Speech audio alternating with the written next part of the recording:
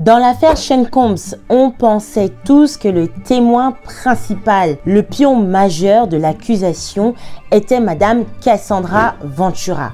Telle a été notre surprise, notre grande surprise que de découvrir le témoignage de Jane Doe, ou encore de la victime numéro 2, ou encore de Daphne Joy. Tout ça pour parler de la même personne, ce même témoin qui nous a apporté des preuves accablantes, non seulement de l'existence des freak-offs, mais aussi certainement de l'incrimination de trafic sexuel. Bienvenue sur ma chaîne Scandale et Justice. Scandale et Justice est une chronique juridique qui traite des affaires de criminalité sexuelle impliquant des célébrités, qu'elles soient issues de l'industrie du divertissement, de l'industrie cinématographique ou encore du domaine politique. Pour faire bref, Scandale et Justice a pour objectif de traiter le comportement de la justice face aux dérives du pouvoir. Revenons sur l'actualité de l'affaire du moment en matière de criminalité sexuelle. J'appelle à la barre l'affaire Sean Combs. Sean Diddy Combs has been arrested. La star américaine du rap entre les mains de la police. The judge has denied bail for Sean Diddy Combs. Un scandale sexuel n'avait pas autant secoué le monde du show business depuis Harvey Weinstein.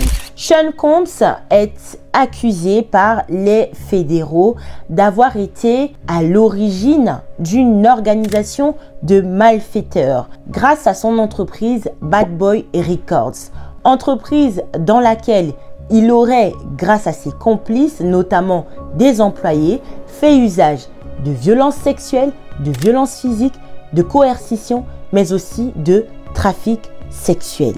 L'accusation, pour attester de ces incriminations, n'a pas hésité à appeler à la barre un certain nombre de témoins, notamment Madame Cassandra Ventura, qui est un témoin principal dans cette affaire, mais dernièrement, on vient de découvrir que ce n'est certainement pas le témoin majeur. Madame Cassandra Ventura a livré son témoignage dès les premières semaines du procès, à savoir la semaine du 12 mai. Elle a livré un témoignage accablant dans lequel elle relate avoir subi durant près d'une décennie des violences physiques, du trafic sexuel et des violences sexuelles de la part du magnat du hip-hop, Monsieur Sean Combs. Nous avons tous été étonnés de savoir que l'accusation, donc le gouvernement fédéral, utilisait son point le plus fort dès les premiers instants du procès. Ce n'était que sous-estimer la force et le travail de ce gouvernement fédéral qui n'a pas arrêté de nous présenter une succession de témoins aux témoignages accablants. Et récemment, nous avons reçu l'un des témoignages le plus probant, celui qui est en mesure, à minima, de faire condamner le magnat pour trafic sexuel.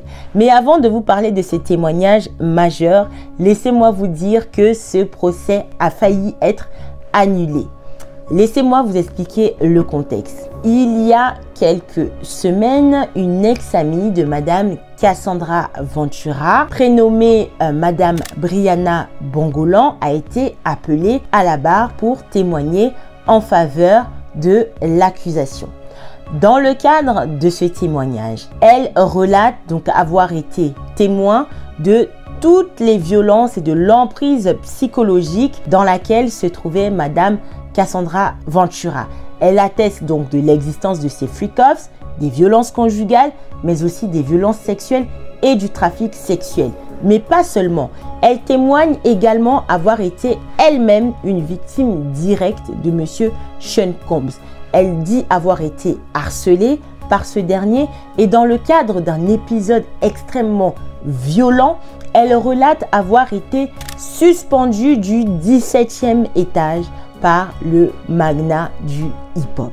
Cependant, c'est cet élément qui a failli causer l'annulation du procès. Dans le cadre de son contre-interrogatoire, appelé couramment le cross-examination. La défense a relaté les nombreuses incohérences qui figuraient dans le témoignage de Madame Brianna Bongolan. Notamment, premièrement, cette dernière atteste que Madame Cassandra Ventura était présente au moment de cette altercation. Donc, je parle donc du jour où elle a été suspendue du 17e étage par le magnat du hip-hop. Sauf que la défense a été en mesure de prouver que Madame Cassandra Ventura n'était pas là et qu'elle avait été elle-même prévenue de cette altercation par message. Deuxièmement, et c'est l'élément le plus important, Madame Brianna Bongolan a identifié un jour, je ne sais pas lequel, mais en tout cas, elle a donné une date à laquelle se serait produit cet événement. Sauf que la défense a été en mesure de prouver que ce jour-là, Monsieur Sean Combs n'était pas dans cet état. Donc, il me semble que ça s'est passé sur la côte ouest. Et la défense a été en mesure de prouver que ce jour-là, Monsieur Sean Combs était sur la côte est, plus précisément dans un hôtel à New York en train de prendre un petit déjeuner. Donc, ce n'est absolument pas possible que ce dernier ait pu suspendre Madame Brianna Bongolan du 17e étage alors qu'il se trouvait lui-même dans un hôtel de New York à prendre tranquillement son petit déjeuner. La défense a donc identifié ce qu'on appelle un parjure, à savoir une personne qui a menti sous serment. Et c'est sur la base de ce parjure que la défense a demandé à ce que le procès soit annulé. Comme vous vous en doutez, cette demande a été balayée du revers de la main et le procès s'est poursuivi. Revenons donc au témoignage de Jane Doe. Mais avant de vous parler du témoignage de Jane Doe, je me permets quand même de me présenter à tous ceux qui ne me connaissent pas. Je suis Maître Diane Ayeva Ingani. Je suis avocate à Paris depuis 5 ans. Je traite des affaires de criminalité sexuelle, de violence conjugale, mais aussi et surtout du droit des affaires, du droit de la famille et du droit pénal. Bref, je suis assez généraliste et pour tous ceux qui ont besoin de services juridiques, n'hésitez pas à contacter mon cabinet via les coordonnées que j'ai pris le soin d'inscrire en barre de description. Revenons donc sur le fameux témoignage de Jane Doe. Jane Doe, ce n'est pas son vrai nom, comme vous pouvez vous en douter. Jane Doe, c'est le nom qui est donné par les fédéraux à tous les témoins qui souhaitent témoigner sous le régime de l'anonymat. Et c'est donc le cas de Jane Doe qui a tenu à bénéficier de ce régime. Malheureusement, les retranscriptions du procès ayant été faites, on a très vite découvert qui était Jane Doe. Jane Doe n'est personne d'autre que l'ex-compagne du rappeur 50 Cent, qui est lui aussi un ennemi de Sean Combs. Cette dernière a été plusieurs années en relation avec le rappeur 50 Cent. Elle a notamment eu un enfant avec ce dernier avant de se mettre en couple avec le magnat du hip-hop P. Diddy entre les années 2021 et 2024, à savoir jusqu'à ce qu'il soit arrêté et incarcéré. Cette dernière nous livre un témoignage accablant, pas seulement parce qu'il relate des freak-offs et des trafics sexuels, mais parce que, à la différence de Cassie, l'histoire de Madame Jane Doe, donc la victime numéro 2, est absolument récente. Elle a fréquenté le magnat entre 2021 et 2024, donc très récemment. Donc cette dernière bénéficie et a été en mesure de verser les preuves à l'appui de toutes les accusations qu'elle a portées à l'encontre du magnat.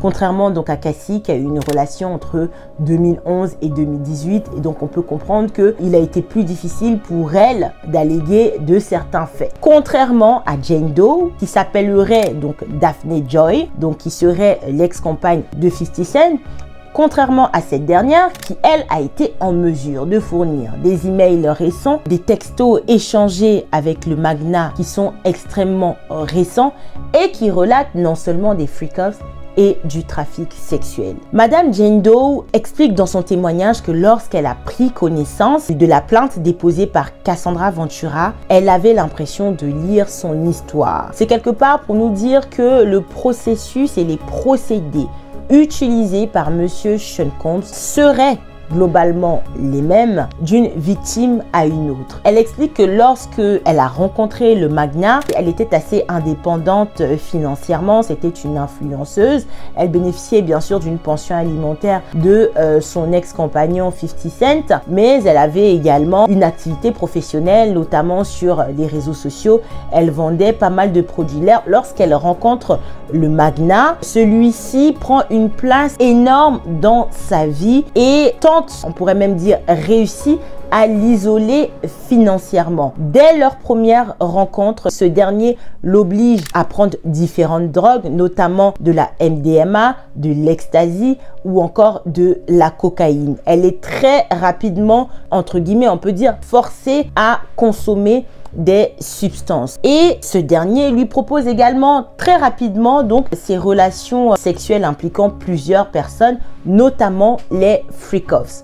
Au début, elle se dit juste que c'est quelque chose qui va être exceptionnel, qui va arriver peut-être une fois en passant ou de temps en temps, mais elle ne s'attendait pas à se retrouver, à effectuer des freak-offs, donc des relations avec des tierces personnes qu'elle ne connaît pas, à un rythme décadent. Et au même titre que Cassie, elle en est tombée malade et elle a quasiment supplié le magnat d'arrêter de la contraindre à avoir des relations avec d'autres hommes qu'elle ne connaissait pas. Le seul problème dans cette affaire, c'est que elle est dépendante financièrement du magnat qui l'a totalement éloignée de toutes ses activités professionnelles. C'est notamment lui qui paye son loyer, un loyer fixé à 10 000 $.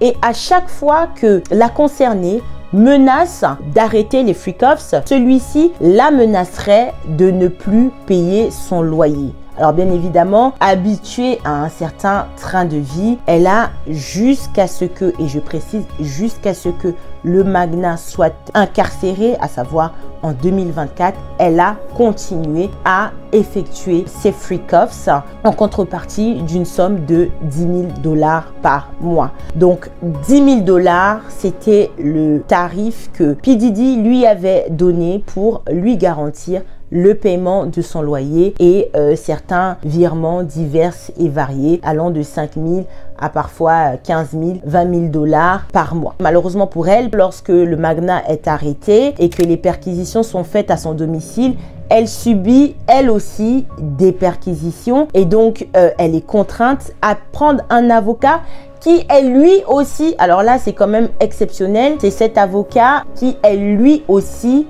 payé par P. Diddy. Dans le cadre de la procédure fédérale, elle est appelée à témoigner pour le gouvernement, donc contre P. Diddy, et c'est encore cet avocat payé par Diddy qui l'assiste dans le cadre de cette procédure contre P. Diddy. Comme je vous le disais, donc le témoignage de Madame Jane Doe est accablant. Elle atteste et elle verse des pièces telles que des messages dans lesquels on comprend que monsieur Sean Combs faisait donc venir des travailleurs du sexe d'un état à un autre, ce qui est formellement interdit par la loi fédérale américaine parce que cela constitue donc l'infraction de trafic sexuel, infraction pour laquelle monsieur Sean Combs est poursuivi. Elle atteste également elle-même avoir été victime de violences conjugales. Donc tous les éléments que Cassie a attestés dans le cadre de son témoignage se retrouvent également dans le cadre du témoignage de Madame Jane Doe, mais cette fois-ci de manière extrêmement corroboré. D'ailleurs, dans le cadre du cross-examination, donc du contre-interrogatoire, la défense, qui est une défense composée d'avocats donc exceptionnels, faut le dire, et très compétents, malheureusement pour eux, dans le cadre du cross-examination, ils n'ont pas réussi à remonter la barre. Cela n'a rien donné pour eux parce que Madame Jane Doe a été en mesure d'attester tout ce qu'elle a affirmé, l'existence des freak-offs, également l'existence du trafic sexuel. Je ne vais pas vous donner plus de détails concernant ce témoignage parce qu'il est très sensible, je dirais. Vous pouvez vous-même aller vous renseigner sur le témoignage de Jane Doe, mais en tout cas, au regard de ce que je vous ai dit, dites-moi si pour vous, oui ou non, après le témoignage de Jane Doe qui corrobore très fortement celui de Madame Cassie Ventura. Dites-moi si vous pensez encore que Monsieur Sean Combs a la possibilité d'être acquitté. Je vous remercie. N'hésitez pas à vous abonner et à liker la vidéo. À très bientôt.